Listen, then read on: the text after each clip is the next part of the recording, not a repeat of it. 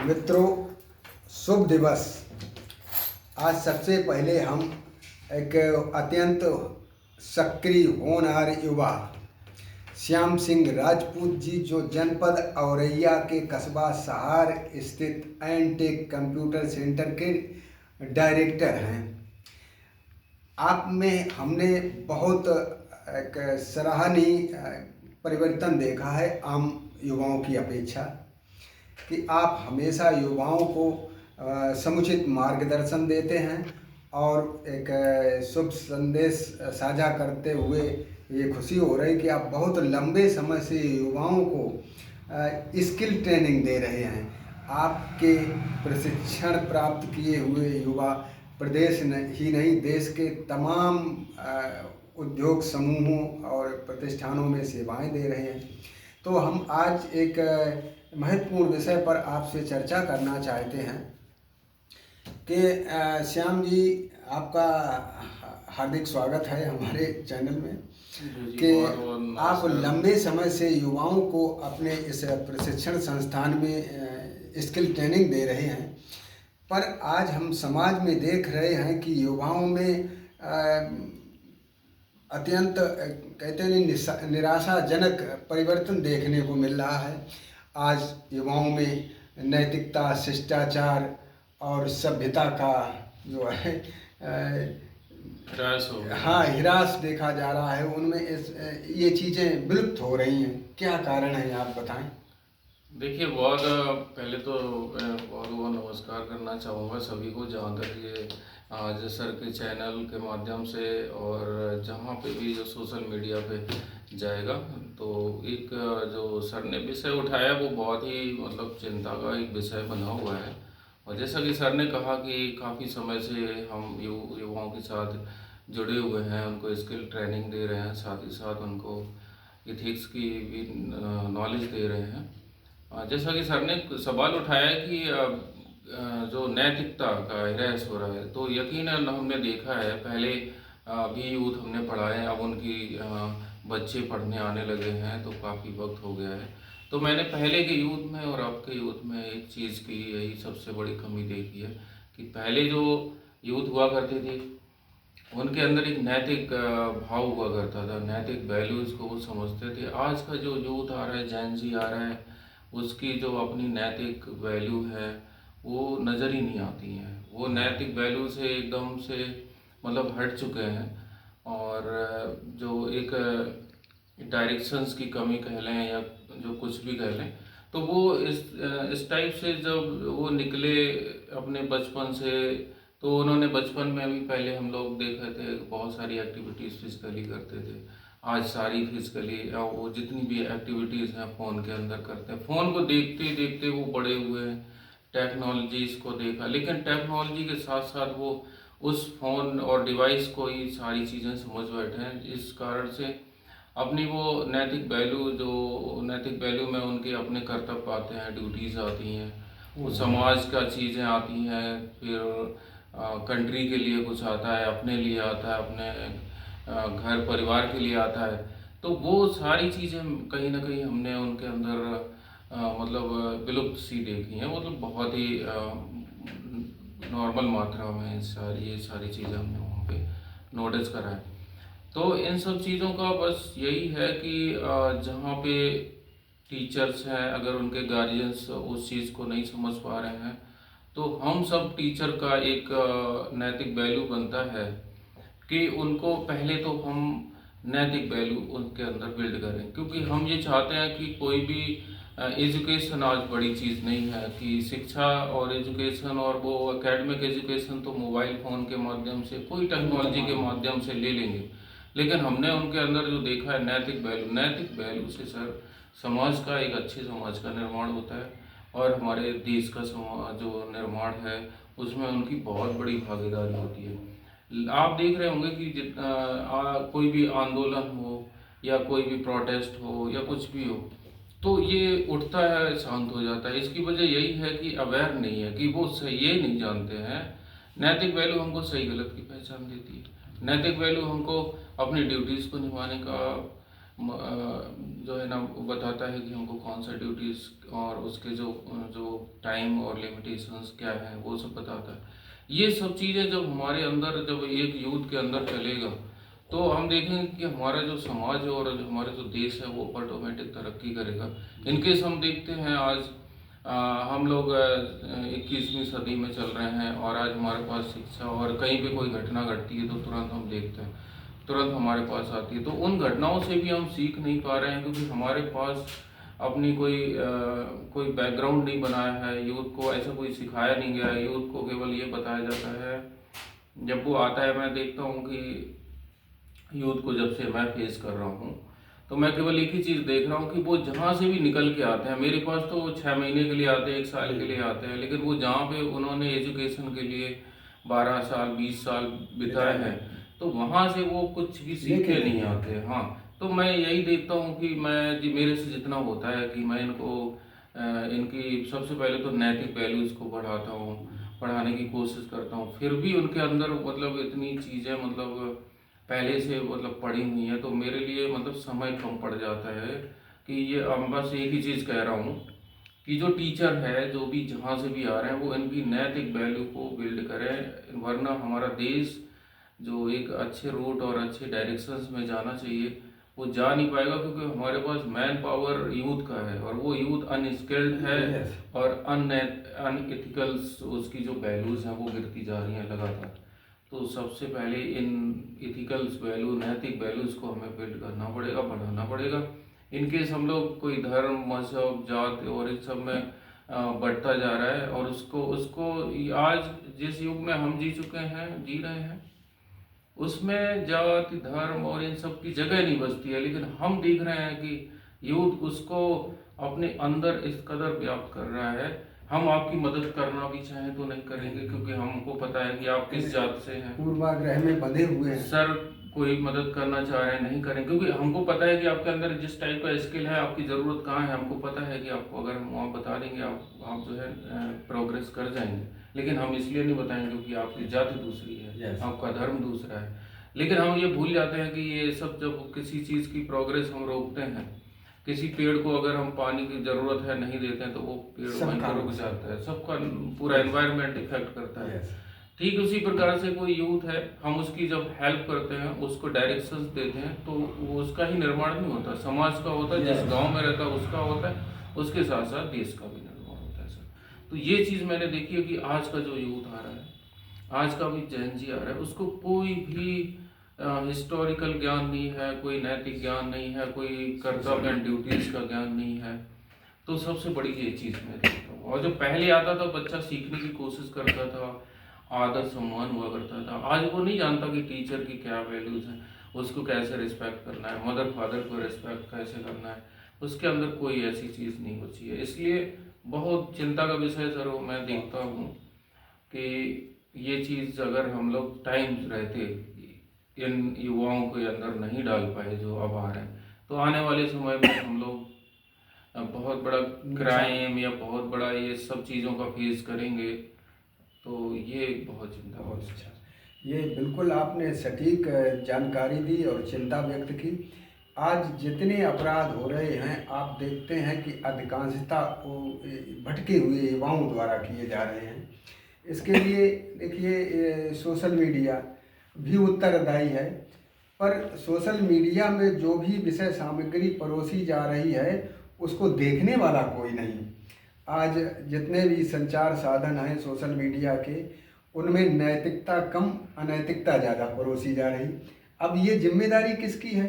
जो भी संस्थाएं या जो ये इन एजेंसियां इनके संचालन के लिए जिम्मेदार हैं जी, वो अपना कर्तव्य निर्वाह नहीं कर रही हैं। और अभी जैसी आपने चर्चा की, युवाओं को नैतिक या आध्यात्मिक प्रशिक्षण मिलना चाहिए, तो बहुत आपने अच्छी बात कही है। इसके लिए हम समझते हैं हमारे समाज के अभिभावक भी जागरूक हों, क्योंकि mother and father are also teacher. और कहा भी जाता है पहली शिक्षक माँ है तो दूसरा पिता भी तो है, तीसरे एकेडमिक टीचर हैं।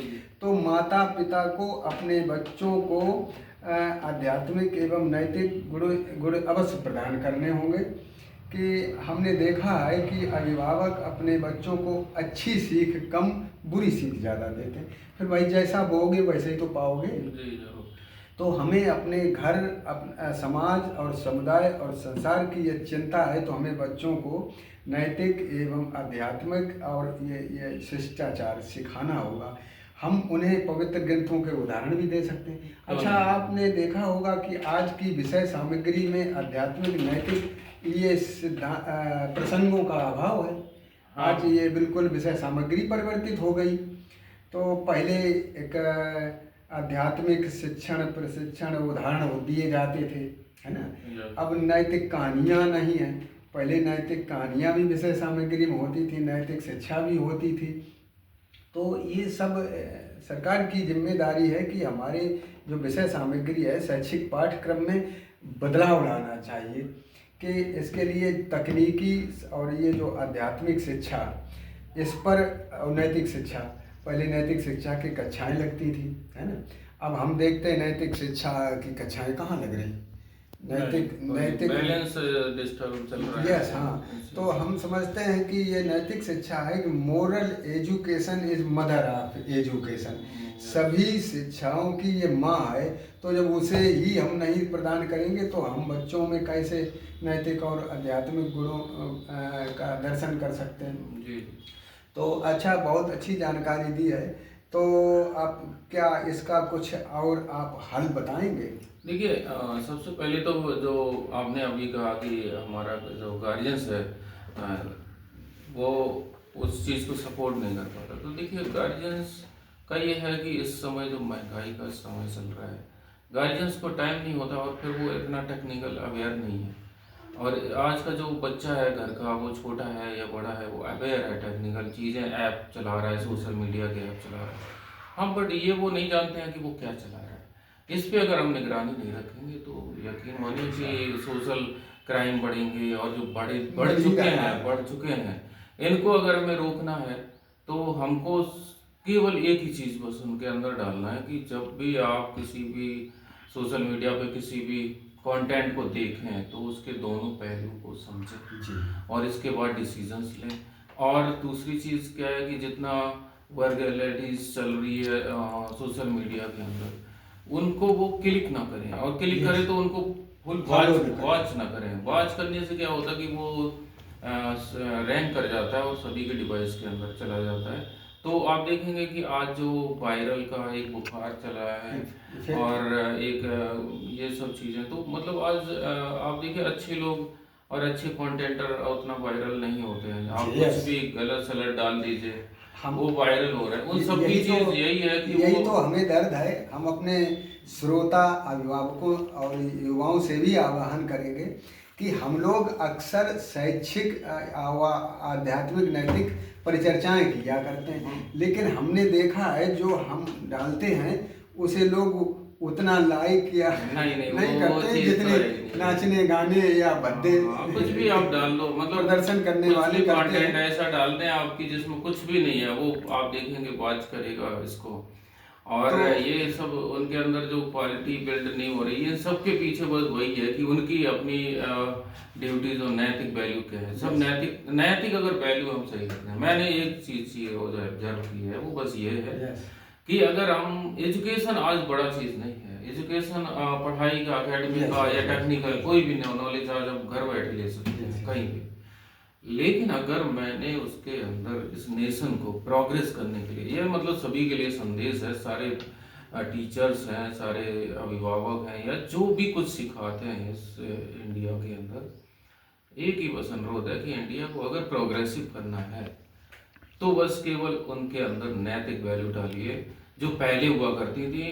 पहले नैतिक वैल्यू हुआ करती थी, समाज का एक जो पूरा स्ट्रक्चर था, ताना बाना था, अच्छे से वर्क करता था। आज देखिए आप पास में बैठे रहिएगा, आपसे दूसरे को मतलब नहीं है, दुआ सलाम करने वाला नहीं। और मोबाइल फोन के अंदर वो इतना इन्वॉल्व है कि वो चीज़ों को नहीं समझ रहा है। आप कौन है, क्या है, आपका आदर सम्मान करेगा या आपको इग्नोर ही कर देगा फोन की स्क्रीन की, हमने देखा ही नहीं है आपको।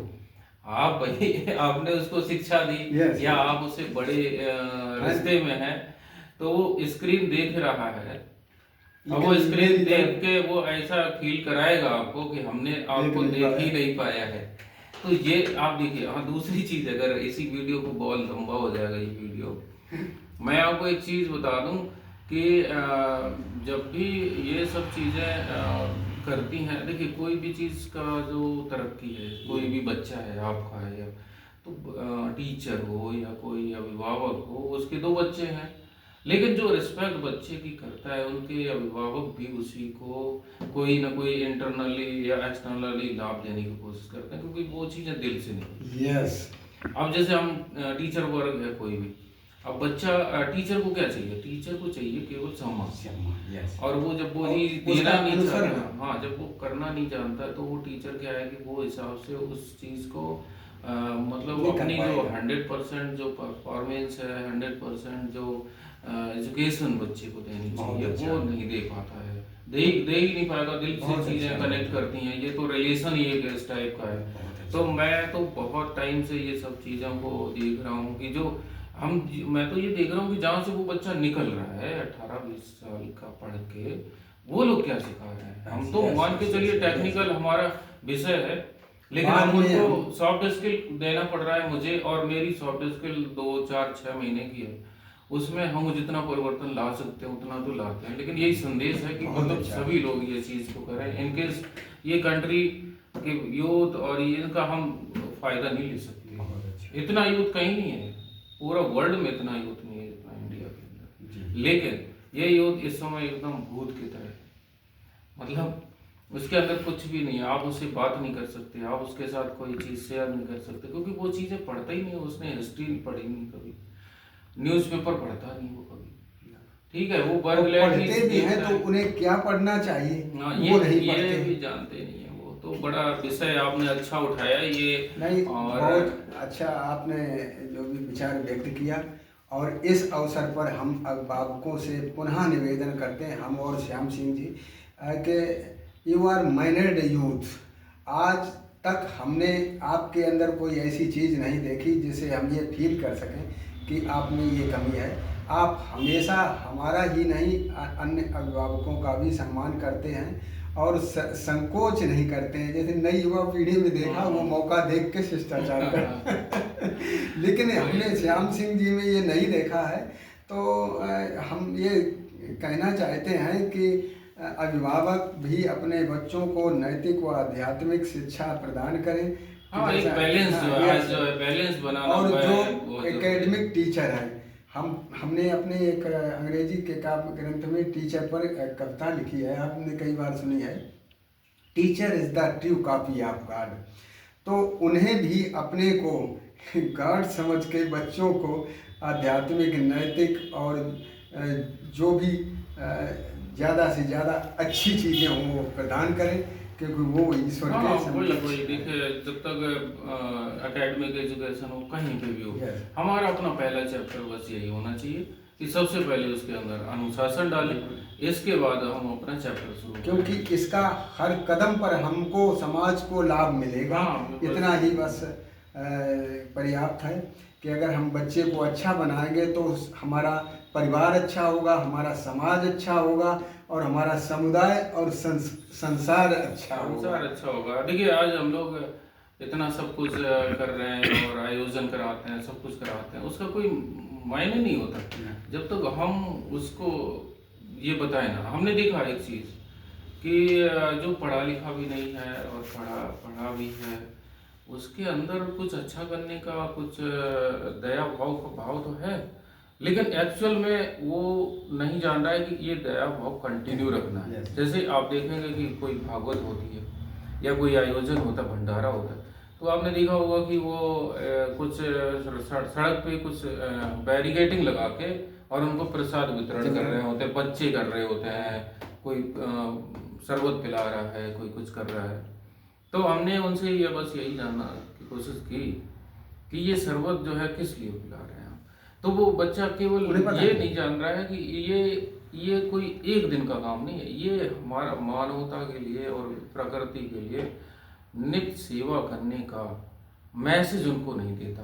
वो भी जो आयोजन करता है, अपने 10-20 हज़ार 1 लाख रुपए भी खर्च करता है, वो खुद नहीं ये जानता है कि हम ये सब चीजें जो कर रहे हैं उसका क्यों कर रहे हैं? कंटिन्यू लाभ कैसे मिल सकता है। वो तो एक दिन का देखता है, एक दिन से मानव को कितना लाभ, एक दिन से भाई क्या पानी अनाज की इंडिया में कमी नहीं है, बस कमी है कि नित्य सेवा मानवीय और ये देखिए, चीजें मानवीय कैसे गुणों की कमी होती जा रही भाई। है बच्चों में या हाँ, तो वो माँ तो में। चीज मैंने देखी कि उनके अंदर ऐसे भाव हैं, लेकिन वो भाव को हम लोग कन्वर्ट उपयोग नहीं नहीं कर कर पा रहे हैं कि मतलब लॉन्ग टाइम के लिए। यूथ को चाहिए, आज यूथ आज हमारी एक दूसरे को बिना जात पात और मजहब धर्म के हेल्प करना शुरू कर दे, हम कर दें आप कर दें, वही यूथ आगे बढ़ जाएगा। आज देखिए ना जॉब की कमी है ना कुछ, बस डायरेक्शंस और अच्छे संस्कार उसके पास हों और वो अच्छे लोगों से बैठना उठना सही रहे, उसका ऑटोमेटिक आगे बढ़ जाएगा वो। आगे का जो विषय होगा हमारा दूसरा एक दिलचस्प विषय पे चर्चा करेंगे। अभी फिलहाल एक लंबा वीडियो हो रहा है, तो यहीं पे हम आपसे आपने हम हमारा धन्यवाद। विचार लिए, आपका आप बहुत बहुत सभी धन्यवाद। श्रोताओं से पुनः निवेदन है कि आप जो भी इन चीज़ों को आपके सम्मुख रखा गया, इनका अनुसरण करें और बच्चों को उन्हें प्रदान करें। धन्यवाद, बहुत बहुत धन्यवाद आपका। आपने हमसे कुछ अनुभव लिए, इसके लिए बहुत बहुत धन्यवाद। बहुत बहुत अच्छा, आपने भी इसके लिए प्रेरित अरुण किया। सर का भी बहुत बहुत अरे धन्यवाद। भाई, उन्होंने सबसे अच्छी